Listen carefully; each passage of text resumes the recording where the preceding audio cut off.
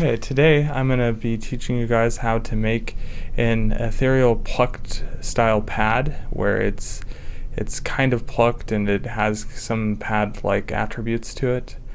This can be used for your jrpg style music that you're making, for instance in a town or something that's like a cloud city or something along those lines. I didn't really have much inspiration for this based on any other major RPGs out there. I just kind of wanted to throw something together that sounded really just nice and mellow and very floaty. So we'll be using the minilogue and we'll be using the G1 on FX pedal. So I'm going to go ahead here and choose an init patch. So that's just a single sawtooth oscillator. I will also be turning off the effects because those will be needed later, and we'll talk about those later. Just adds a lot to this. And let's go ahead and tune the minilogue by holding down Shift and record. It'll go through a tuning process. You can also just turn it on for the first time if you're just getting started on this. I recommend tuning it before starting a patch or getting started. So let's go ahead and work with VCO 1. We're going to up the octave to 4, and for VCO 2 we'll keep the octave at 8. And we'll go ahead and turn on the second VCO, or turn up the volume to it to 1024, which is the highest, or 1023, the highest setting. The default setting for the first oscillator is fine for the mixer, and that's 1023 as well. Let's go ahead and change the first VCO to a triangle wave and the second VCO to a sawtooth wave. Okay, that's what we want to start with. Now let's go ahead and change the shape of VCO 1. I'm going to change it to around 436. Again, I'm using parameter display so you can see a numeric value of the knob setting. And for the shape of VCO 2, which is our sawtooth wave, I will be changing that to about 790, about 800. It's starting to sound really nice. It's sounding a little hollow, and it sounds hollow on the top end, but it also has some bass to it, which is just a interesting sound. So let's go ahead and deal with our amplitude envelope and get this to start to sound more like that pad, like a plucked pad. So let's go ahead and change the attack to about 37. We're going to go ahead and change the decay to around 780. We're going to turn the sustain all the way down, and we'll turn the release to about 570.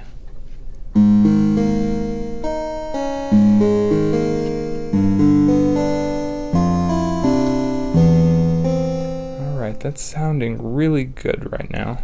Now let's go ahead and deal with the filter. So what we're going to do is switch it to 2-pole mode, and we want to go ahead and change the cutoff to around 550 or 650. I'm sorry, 650.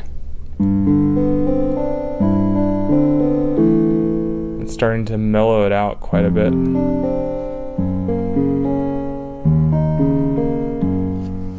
Let's go ahead and add some resonance. So let's change the resonance to around 245.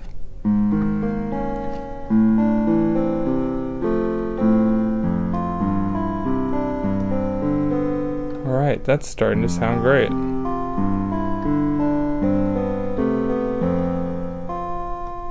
Now if you go ahead and hold a note, you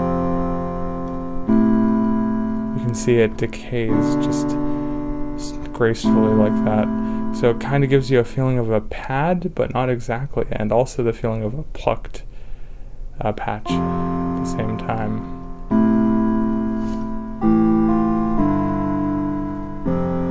Alright, so now what we need to do is go ahead and start adding some effects. I would highly recommend you guys get an effects pedal for the minilogue if you're on a budget, and just in general, the best effects pedal that I found that does everything and does it pretty well is the G1 on from Zoom. Now the effects pedal costs around $50 US. You can get it from Amazon. It's a Prime available item, so you can get it within a few days. And I mean, I got mine same day, so if you live in one of those regions, odds are they have a same day option for it. You can also use the larger version of it, which is the 70 CDR, which is a stereo in and stereo out. This one does stereo out. The caveat to that is you're going to need a adapter that basically splits a 1/4 inch jack into two jacks that are tip and ring. So basically you get left and right out. So let's get started with that part. So the first effect I added was an ensemble, which is just a really lush chorus. I didn't change any settings with that. Then I went ahead and added a tape echo to add a little bit of low fidelity style to it and some echo to it to make it sound very expansive. So the settings I changed on that one are the time. I changed it to 660 and the feedback is set to 64. I think that's a default setting, and I changed the mix to about 56. And then all the other settings are set to the default. And then after the tape echo, I added air. Air is just a reverb that adds some ambience to the mix. It just adds some expansiveness to it. For the size, I set it to 50. For tone, I set it to 8. And for mix to 60. And the rest of the settings is default. So now let's hear what that sounds like.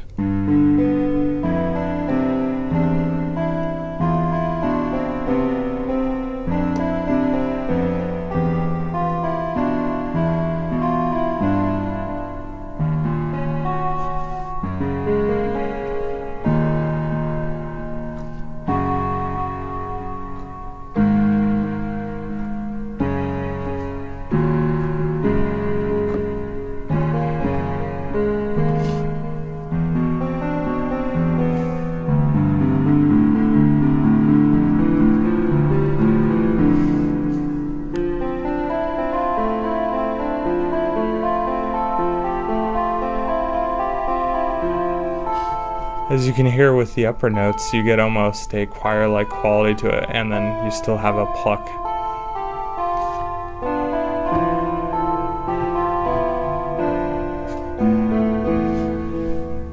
Alright, I hope that guys kind of helps you with your sound design on the minilogue and what you can really do with it. It's a very versatile synth, so go ahead, have fun, and try it out if you want to.